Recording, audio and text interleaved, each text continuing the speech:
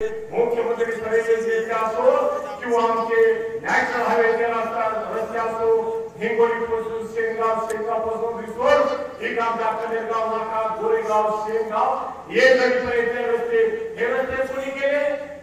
राज्याचे माजी मुख्यमंत्री आदरणीय आमचे ठाकरे साहेब म्हणतात की आमच्या मोदी साहेबांना एकच काम दाखवा या देशात काय केलं म्हणून.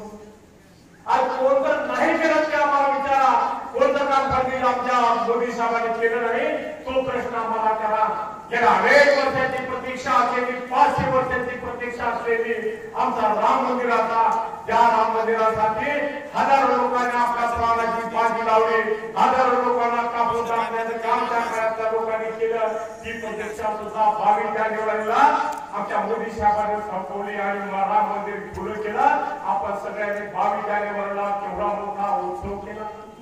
370 सारख्या कलम असो किंवा आमच्या मुस्लिम भगिनीचं 3 तलाक असो, असे अनेक प्रश्न या देशातले आमच्या मोदी साहेबांनी मिटवले आहेत. मित्रो, महाराष्ट्रात सुद्धा आमच्या फडणवीस साहेबांचं सरकार मागल्या पंचवार्षिक मध्ये होतं. फडणवीस साहेबांच्या माध्यमातून या जिल्ह्याचा सिंचनाचा अनुशेष आम्ही मान्य करून घेतला आणि आज 70 किलोमीटर पाणी गयातून येते. आमच्या पलीकडल्या रिसोड पासून ते हिंगोलीपर्यंत पाणी थांबवण्याचं काम फडणवीस साहेबांच्या माध्यमातून आम्ही केलेलं आहे.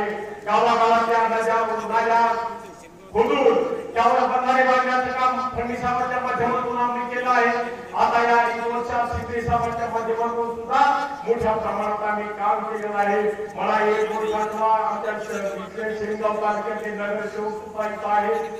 आमच्या ठाकरे साहेबांचं सरकार 2.5 वर्ष या मराठा होतं आणि त्या 2.5 वर्षाच्या काळात ठाकरे साहेबांचा या शहराचा आदेश होता 100 रुपये तरी या शहरासाठी त्या अध्यक्षांना मुख्यमंत्र्यांकडून आणले का, हा प्रश्न त्यांना आपण विचारला पाहिजे. खेड्यापाड्याला रिसोर्सचं कुठलं काम झालं का ते सुद्धा आपण त्यांना विचारलं पाहिजे. माझे हात जोडून आपल्याला विनंती मित्रो, आणखी खूप मोठं काम आम्हाला करायचंय. ते 10 वर्षाचं मोदी साहेबांचं ट्रेलर होतं. आता येथे 5 वर्ष आपल्याला वाटेल आमचा भारत देश कुठल्या कुठे गेला. या देशाला सोन्याची चिडिया म्हणत होते, या देशातून सोन्याचा धूर निघतो म्हणत होते. या देशाला धडा लावण्याचं काम, भिकेले लावण्याचं काम आमच्या काँग्रेसच्या बांधवांनी केलं. मला सांगा, 1947च्या आधीचा भारत आणि 2014 नंतरचा भारत मी तर असं म्हणेल आमचा भारत देश 2014ला विकासासाठी स्वतंत्र झाला. देशाचे प्रत्येक रस्ते, जम्मू काश्मीर ते कन्याकुमारी पर्यंत रस्ते आमच्या मोदी साहेबांच्या नेतृत्वात आदरणीय गडकरी साहेबांनी करून घेतले. काय स्वप्न होते आमच्या 1947 आधी 5 मंत्र्यात जेव्हा देश होता आपला, त्या इंग्रजांचं साम्राज्य सूर्य मानत नव्हता, एवढं मोठं साम्राज्य इंग्रजांचं होतं. त्यामध्ये आमच्या भारतावर सुद्धा इंग्रजांचं साम्राज्य होतं. त्या काळात आमच्या योद्ध्यांना वाटत होतं हे 7 समुद्राच्या पलीकडे इंग्रज या भारतातून गेले आणि देशात रामराज्य आणून सामान्य लोकांना न्याय देऊ, चांगलं शिक्षण देऊ, चांगलं आरोग्य देऊ. पण काय मिळालं आम्हाला 60 वर्षाच्या कालखंडात? केवळ एका घराण्याची सत्ता या देशावर होती आणि आज ते सांगू लागले पुन्हा आमच्या हातात सत्ता द्या. काय स्थिती आहे? नळ योजना आज आमच्या मोदी साहेबांच्या माध्यमातून गावागावात नारळ पाणी देण्याचं काम आम्ही केलेलं आहे. गावागावात गोरगरीब माणसाला घरकुल देण्याचं काम, त्यामध्ये जात पात धर्म विसरून त्याचं कर्तव्य आहे.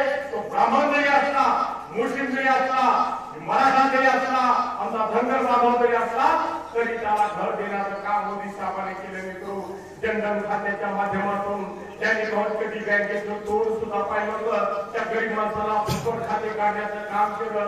कोविडच्या काळात तेवढं मोठी ताकद आमच्या सरकारने लावली. मोदी साहेबांनी व्हॅक्सिनच्या रूपानं गोरगरिबांना फुकट औषध देण्याचं काम केलं. म्हणून त्याला सडेतोड उत्तर आपण दिलं पाहिजे. मी आपल्याला विनंती करणारे हात जोडून आज इथला आलेला कार्यकर्ता आमच्या विधानसभेचा प्रमुख कार्यकर्ता आहे. प्रत्येक गावातले माणसं आलेले. मी आपल्याला विनंती करणारे मित्रो, मला 95,000 तुम्ही 19ला मतं दिली होती, 2019ला 95,000 मला मतं दिली होती. आज मला 1.25 लाख मतं आपल्याकडून अपेक्षित आहे. देणार का तुम्ही? 1.25 लाख मतं धनुष्यबाणाला पडली पाहिजे आणि आमचा एक गरीब माणूस, सामान्य माणूस, आमचा कोळीकर कदम हा लोकसभेला आपल्याला पाठवायचा आहे. केंद्र सरकारच्या विविध योजना आपल्या गावापर्यंत मला करायचंय मित्रो, कुणाची जात पात धर्म भेद विसरून आपण सर्वजण एकजुटीनं धनुष्यबाण या देशावर 26 तारखेला मतदान करून प्रचंड मतानं विजय करा. आज आमचे पडळकर साहेब आहेत, ते सुद्धा आपल्याला विनंती करणार आहेत. त्यांचा मान तुम्ही खाली जाऊ देणार आहात? त्यांनी आपल्याकडून केलेली अपेक्षा तुम्ही खाली जाऊ देणार का? अशी प्रार्थना मी आपल्याला करणार आहे. पडळकर साहेब आपल्याला विनंती करण्यासाठी आलेले, त्यांच्या विनंतीला मान देऊन गावागावातील 100% मतं धनुष्यबाणाला गेली पाहिजे अशी प्रार्थना आपल्याला करतो आणि माझे दोन शब्द संपवतो.